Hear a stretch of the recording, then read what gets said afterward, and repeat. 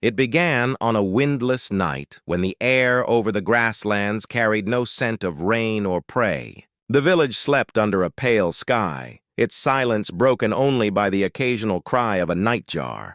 Then came a sound that did not belong, a low, trembling roar, drawn out and tired, echoing from the edge of the fields. It wasn't the proud voice of a ruler, but the hollow cry of a creature lost between hunger and exhaustion. At first, the villagers thought it was far away, but the sound grew closer, dragging through the stillness like a shiver across the land. Dogs barked, doors creaked, and oil lamps flickered to life in trembling hands. Out there, just beyond the thorn fence, something moved, large, slow, unsteady. In the faint glow of the moon, a young lion stood swaying on his feet, ribs sharp against the skin, mane still too thin to show his age. His eyes were not wild with rage, but dulled by days without food, by nights without the comfort of his pride. He took a step forward, and the earth seemed to hesitate with him. The crops rustled softly as he passed, dragging his tail through the dry stalks. Every sound he made carried weight. The stumble of his paws, the faint gasp in his breathing, the weak huff that followed each exhale. It was a body still fighting, though it had long lost the strength to hunt. From behind fences and shadows, people watched. Fear lived in their hearts, but something else began to move beneath it. Something quieter. They had seen strong lions before, fierce ones that kept the herders awake at night. But this one, he looked broken, as if the wild itself had turned its back on him. His legs trembled when he tried to stand taller. His head dipped low, and when he roared again, it came out like a plea. A man whispered to the others, "He's just a cub." The word hung in the air, soft but heavy. It shifted the feeling in the dark, from threat to pity, from fear to something fragile. The lion moved toward the water trough near the outer huts. Each step left a faint print in the dust, unsteady, as though the ground itself resisted his weight. He lowered his head, lapped once, then twice, his tongue dry and slow. The water rippled in small circles under the moonlight. When he lifted his face, drops clung to his whiskers like small tears. No one moved closer, but no one raised a weapon either. The villagers stayed where they were, silent shapes behind fences, hearts pounding, unsure if kindness could exist beside danger. The lion lay down near the trough, curling his body tight, tail twitching against his flank. His eyes began to close, though every muscle still trembled with unease. He was too tired to flee, too weak to fight. From one hut, an old woman stepped out, her hands trembling as she placed a small clay bowl near the fence. Inside was water, nothing more. She whispered, "Go on. Rest now." The words vanished in the wind, but the moment stayed, a quiet offering from one heart to another. As the night deepened, the lion's breathing steadied. The stars above blinked faintly through drifting clouds, and somewhere far beyond the horizon, the call of another lion answered. Distant, haunting, but alive. The villagers did not sleep again that night. They sat in silence, watching the shape of the animal in the dark. Not a beast of myth, not an enemy, but a life barely holding on. And as dawn began to wash the fields in pale gold, the first light touched his mane, turning the dust into shimmer. It was then they saw him clearly, a young lion lost yet alive, his story quietly beginning beside their home. By the time the sun lifted over the fields, the young lion had not moved far from where he'd fallen. The night's stillness had given way to the hum of morning, and from the safety of doorways, a few villagers watched him closely. The golden light revealed what the darkness had hidden, the deep cut along his hind leg, raw and crusted with dried earth. It was not the mark of a fight for dominance, but of a desperate escape, perhaps from a snare or a chase gone wrong. Each attempt to stand sent a shiver through his frame, his muscles tightening with pain before he sank back into the dust. He licked at the wound, slow and uncertain, his tongue dragging weakly across the torn skin. Flies gathered, then scattered again at the faint twitch of his tail. His breath came in uneven waves, heavy with fatigue. Though the wild had taught him to hide weakness, this pain had stripped him of disguise. For the first time, his strength was gone, leaving only the quiet rhythm of survival. Across the fence, a group of men stood talking in hushed tones. They were farmers, used to watching for danger, but this scene held none of the violence they feared. The lion did not threaten, did not roar. He simply lay still, the rise and fall of his chest the only proof that life remained. Fear began to fade, replaced by a slow understanding of what they were seeing. A creature who needed help more than they needed protection. The oldest among them stepped closer, stopping just short of the fence. His shadow stretched long across the ground, touching the lion's paws. "He's hurt bad," he murmured. His voice carried the quiet weight of memory, years of living beside the wild, of knowing that strength and suffering walk hand in hand. One of the younger men returned with a clay jar of water. He crouched near the trough and poured it slowly into the shallow earth, letting it seep toward the lion without sudden movement. The lion's ears flicked once, his nostrils widening as the scent of cool water reached him. After a moment's hesitation, he dragged himself forward, one slow pull, then another, until his tongue met the damp soil. He drank in small, shaky laps, each one a fragile act of trust. No one dared to touch him. They simply watched, holding their breath, allowing him the space to choose his own safety. His eyes flicked up once, a brief meeting of gaze and heart, then dropped again, calm but distant. By midday, the lion's sides began to rise more evenly. The pain had not left him, but the panic had eased. The villagers laid pieces of meat near the edge of the fence, scraps from their morning meal. Hours passed before he moved toward them. Hunger fought with fear in the long silence that followed. Finally, he reached out with one paw, dragging the nearest piece close enough to take between his teeth. It was not a meal of pride, but of survival, shared between worlds that rarely touched. As evening drifted in, the men stepped back, leaving the space as they had found it. The lion's body relaxed against the earth, his head resting between his forelegs. The air cooled, carrying the scent of dust and smoke from the cooking fires. Somewhere in the distance, a herder's cowbell rang, a sound that once meant danger, now soft and harmless in the quiet light.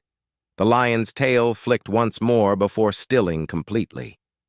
His breathing slowed, deep and steady, and the wound along his leg glistened faintly under the fading sun. Across the field, the villagers watched in silence, their fear now replaced by something gentler, a shared recognition that life, even in its wildest form, asks sometimes only for mercy. The days that followed passed in a quiet rhythm, the kind that life in the wild often demands. Each sunrise found the young lion a little stronger, his breathing less labored, his movements more certain. The wound on his leg had begun to knit beneath a thin crust of dust and time. Around him, the fields grew taller, the stalks swaying softly as though guarding his slow return to strength. He no longer flinched at every sound from the village, and the villagers no longer hid behind fences when they saw him move. A fragile peace had settled between them, unspoken, delicate, but real. He spent his mornings stretched beneath the shade near the water trough, his golden coat dull but no longer clinging to bone. The villagers would leave scraps of food at a distance, not too close to threaten his pride, not too far to deny his hunger. Sometimes he ate in front of them, his head low and his jaws working slowly, the soft crunch of bone breaking through the hum of insects. At other times he only watched, amber eyes following the retreating figures as though trying to understand this strange mercy. The oldest man still came each morning, carrying a stick to mark his steps and a calm that seemed older than fear. He never crossed the boundary, never reached out his hand. He only stood there, letting his presence speak where words could not. "You'll find your way soon," he murmured once, voice low and unsure if the wind would carry it at all. By the seventh day, the lion began to roam a little farther. His limp was still visible, a faint reminder of what had been taken and what was slowly returned. The farmers saw him walking along the field edges at dawn, tracing the same path the herds once followed. He paused often, nose lifted to the air, testing the scents of the wild, earth, wind, and distant rain. Something in him stirred, the old rhythm calling him back to where his kind belonged. When night came, he no longer stayed close to the huts. He moved toward the acacia ridge, where the grasses grew thick and uncut. The villagers heard his low rumble once, softer than before, not a warning but a farewell. Some said he lingered at the edge for hours, watching the flicker of their fires before turning away. Others said he left in silence, disappearing into the dark as quietly as he had arrived. The next morning, the space he had claimed was empty. The earth bore the prints of his paws, faint and perfect, leading out toward the plains. The trough still shimmered with water untouched. A few tufts of his mane clung to the dry thorn branches, swaying lightly in the breeze. The people gathered not in celebration but in stillness. There was no roar, no trace of violence, only the echo of something gentle, the feeling that kindness, once given, had found its way back into the wild. Children whispered stories of the lion that came to rest among them. Some believed he would return one day, stronger and golden again. The elders only nodded, their eyes fixed on the horizon. They knew that in the language of the wild, gratitude is shown not through return, but through survival. As the sun dropped behind the savanna, the fields shimmered in pale gold. Far beyond the reach of human eyes, a lion moved through the tall grass, body steady, gait uneven but determined. The wind caught the dust around his paws, swirling it in soft spirals before letting it fall again. The land accepted him back without question, as if it had been waiting all along. In the village, the night returned to its familiar quiet. Yet in that quiet lived something lasting, not the echo of fear, but the memory of a wild heart that had once trusted human hands enough to heal. The seasons had turned many times since the lion's shadow last crossed the fields. Grass had grown tall over the old paths where his paws once pressed the earth, and the children who remembered his resting place had grown older, their memories fading into story. The water trough by the fence had cracked in the sun, its clay chipped by years of silence. Life in the village had returned to rhythm, planting, harvest, and the long quiet of dry months that stretched between them. But on one evening, when the light softened and the wind carried the smell of rain, something stirred at the far edge of the land. A lion walked there again. His mane had grown thick and heavy, streaked with age and dust. Scars ran like rivers across his flank, faint reminders of battles fought and survived. His gait was slow but certain, each step deliberate, as if the ground itself guided him toward a place half-remembered. He was no longer the fragile creature who once sought shelter near men. Time had carved strength into his frame, yet there was a stillness in his eyes, the same quiet depth the villagers had seen years before. He stopped near the last line of trees, nose lifted to the breeze. The air carried faint traces of smoke and millet, of people and animals living close to the soil. His ears twitched once, and his tail moved slowly through the dust. Then he stepped forward, crossing the open stretch that divided the wild from the human world. The fields bent beneath his weight, seeds scattering into the wind as though making way. The first to see him was a young boy leading cattle home. He froze, eyes wide, the rope falling slack in his hands. The lion did not charge or roar.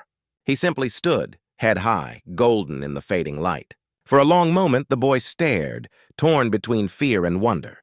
When he ran back toward the village shouting, his voice carried disbelief rather than alarm. Men gathered with torches, but their fire stayed low, uncertain. They looked upon the lion and saw not the ghost of danger but a shape that memory had already softened. One of the elders stepped forward, the same man who once watched over the wounded cub years before. His hair had turned white, his back bent, but his gaze remained steady. "It's him," he said quietly, almost to himself. The words moved through the crowd like wind through tall grass. The lion's eyes shifted toward the voice. For a heartbeat, the two stared across the distance, old man and old lion, both weathered by time. The lion's tail flicked once, and he lowered his head slightly, a gesture neither submission nor threat, only acknowledgement. He walked along the fence line, slow and unhurried, his steps tracing the same path where he had once lain to heal. The air trembled with silence. Children peeked from behind their mothers, men held their breath, and no one raised a hand or stone. The lion stopped near the broken trough. He lowered his head, sniffed the dry clay, and rested there for a moment, his reflection flickering faintly in the shallow pool of rainwater. A soft breeze passed, stirring the dust around his mane. The elder whispered, "You came back." The lion's ears twitched, but he did not move closer. He turned slowly, gazing once more toward the open plains. The sky above burned in shades of copper and violet, and the world felt briefly suspended, man and beast sharing the same quiet dusk. When he finally walked away, no one followed. They watched him disappear into the tall grass, his shape fading into gold and shadow, and as night rose over the land, the air held that same fragile calm, the kind that comes when something lost finds its way home. Even for a moment, dusk returned to the land much as it had years before, soft and weightless, the air carrying the smell of rain and earth. The same tree still stood near the edge of the village, older, its bark cracked, its roots buried deep in soil that had known both fear and mercy. It was beneath this tree that the lion stopped once more. His mane moved faintly in the evening breeze, streaked with pale gray. The years had marked him, but his strength was quiet, dignified, and whole. He lowered himself to the ground with care, each motion deliberate, as though the weight of memory guided his bones. The villagers watched from a distance at first. They had heard whispers through the day, a lion seen near the river, tracks pressed into the soft dust by the path. Some feared it might be another, but the elders knew better.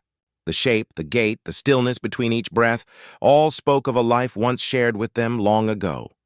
As the light dimmed, a few men and women approached, moving without sound. They carried no weapons, only the same cautious reverence one gives to something once lost and found again. The lion's eyes followed their approach, unblinking, calm. His body remained low, paws tucked beneath him, tail stretched still across the ground. A faint tremor moved through his flank, not from fear, but from the long journey he had carried within himself. His breathing deepened, slow and even, the rhythm of a creature at peace with the world that had once both hurt and healed him. The eldest villager, now frail and slow in step, came forward until only a few paces separated them. He set down a wooden bowl of water near the roots of the tree. "You remember," he whispered, voice barely rising above the hum of crickets. For a long moment, nothing stirred. Then with quiet effort, the lion lifted his head and leaned toward the bowl. He did not drink right away. Instead, his gaze moved over the man before him, then toward the huts beyond, the fields glowing faintly under the last traces of daylight. He seemed to see what time had changed. The growing fields, the fading fences, the new children who watched from doorways wide-eyed and silent. When he finally lowered his mouth to the bowl, the water rippled gently, catching the last orange thread of the sun. A sound rose from him, not quite a growl, not a sigh, but something between, a soft exhale that seemed to empty the years between his leaving and return. His muscles loosened, shoulders dropping, head resting once more on the ground. The villagers did not speak. They simply stood near him, some sitting in the dirt, others leaning against the roots of the tree. It was not an act of bravery nor fearlessness, only understanding. The lion's eyes fluttered once, heavy with exhaustion, then settled again. The wind stirred through the grass, carrying the scent of distant rain. As darkness spread, the air filled with the chorus of insects, and the land softened under the night. The lion's breathing slowed until it matched the rhythm of the earth itself. When the first drops of rain began to fall, the villagers did not move.